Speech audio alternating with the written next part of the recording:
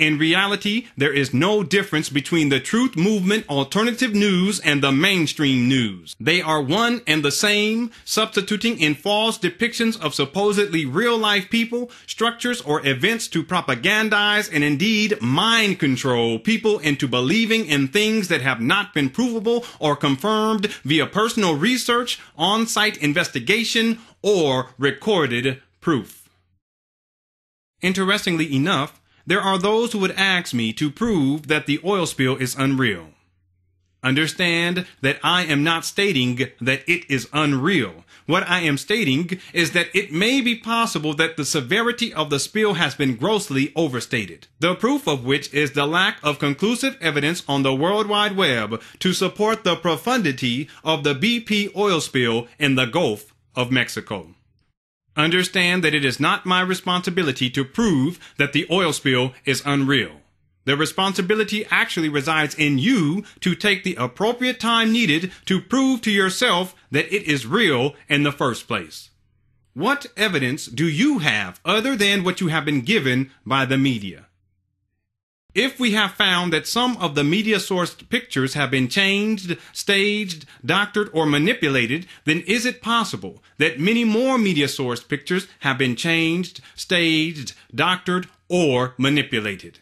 Is it therefore possible that video footage has been changed, staged, doctored, or manipulated? The answer to all of these questions is yes, which is why it is crucial that we begin to think critically about all of the information that we receive. Let's be clear that the media-sourced video footage that has thus far been shown does not give any indication of logistics, depth of field, magnitude of damage, or spill severity. In other words, the media-sourced videos are extremely limited, lacking in conclusive perceptual information. The grainy underwater image was issued as part of a press package and therefore reported by thousands of television stations across the planet, as if the story was verified by each of those thousands of television news stations, each station functioning as the needed repetition for viewer belief. The reality is that no one from any news station was sent to the site of the oil spill to take video footage, pictures, or to write of what they personally saw. No reporter was on scene when the oil spill began. The location of the oil rig is carefully guarded. Access to the oil rig is carefully guarded. The information given about the oil rig is controlled, and no one, and I do mean no one on planet Earth, has produced any verifiable evidence that the BP Gulf oil spill is the greatest ecological catastrophe of our time. As the media would have it, we must first believe in this fallacy. Once we believe in the fallacy, we then demand that others prove that the fallacy is wrong. Contentions.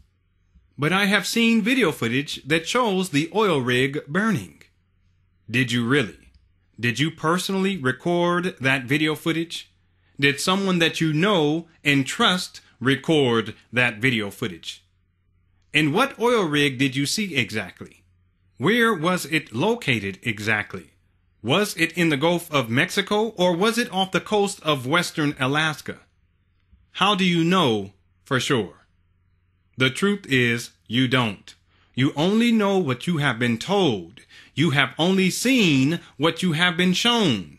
If the news told you that you were viewing live video footage of an oil spill off the coast of Madagascar, then all believers would be saying, "Did you hear about that massive oil spill off the coast of Madagascar?"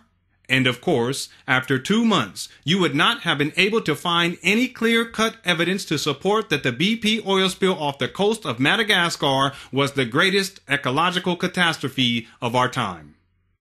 I recently observed that someone stated, just because I have not personally seen France does not mean that it does not exist. With this same logic, one could say, just because I have not seen a two-legged pink elephant riding a tricycle on Mars does not mean that it does not exist. The real issue is that one must have proof to support that France exists or that the two-legged elephant riding a tricycle on Mars exists. Of course, you do not have to visit France in order to know that it exists. You may know someone who has visited France, someone that you trust. This person may have shown you pictures of France and explained to you in great detail their experiences while atop the Eiffel Tower. This person is trustworthy. It may be a family member or a close friend, and therefore you can trust them and trust that their information concerning France is factual. The same thing cannot be said about the BP oil spill in the Gulf of Mexico. Media has told us that it exists, but have we been given any evidence from anyone outside of media to prove that it exists? Have we had any family members or close friends who have seen massive amounts of oil wash up on shore? If we have not received such confirmations and the media has not produced any confirmation, then why would we believe in something that we have absolutely no conclusive proof of? The supposed proof given to us by media is not conclusive at all and relies strongly on our programmed inclination to believe what we are told. Furthermore, the magnitude of the alleged oil spill is not supported by physical evidence, nor has it been verified by people that you personally know or trust. If you believe that media is trustworthy and that you do not have to ask critical questions or demand clear and definite evidence to support claims made by the media, then you are effectively relegating yourself to slave consciousness, and again, dwelling within the realm of belief. I have heard it stated that Gulf Coast businesses have lost money because of the oil spill and that this should be clear evidence that the BP Gulf oil spill is real. But have businesses really lost money because of the oil spill? Or have they lost money because potential customers stopped going to those businesses once they heard that the area was contaminated? Let's think about this for a moment. Let's say you frequent a community pool, and in order to use the pool, you pay $5. You go to the community pool, pay $5 to the pool manager, and then you jump into the water and start swimming. Now, how about we name the community pool the Gulf Coast Community Pool? So you come down every other day and spend $5 to swim in the Gulf Coast Community Pool.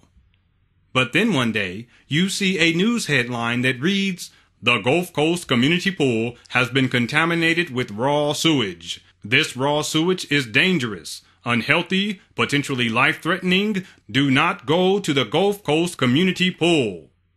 So you stop going. Makes sense, right?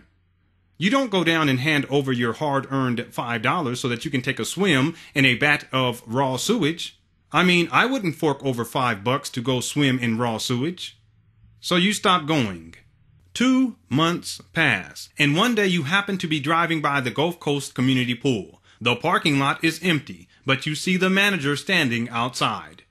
You pull into the parking lot, roll down your window and say, "Hey Bob, sorry to hear about the sewage spill in the pool." Bob looks at you and says, "Sewage spill? What sewage spill?"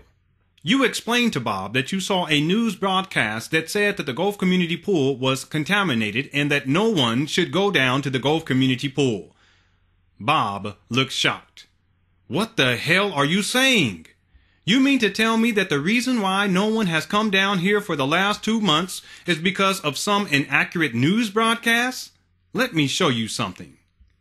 You get out of your car wondering what is going on. Bob opens up the gate and walks you to the pool. Look, he says. "There is no sewage spill in my pool.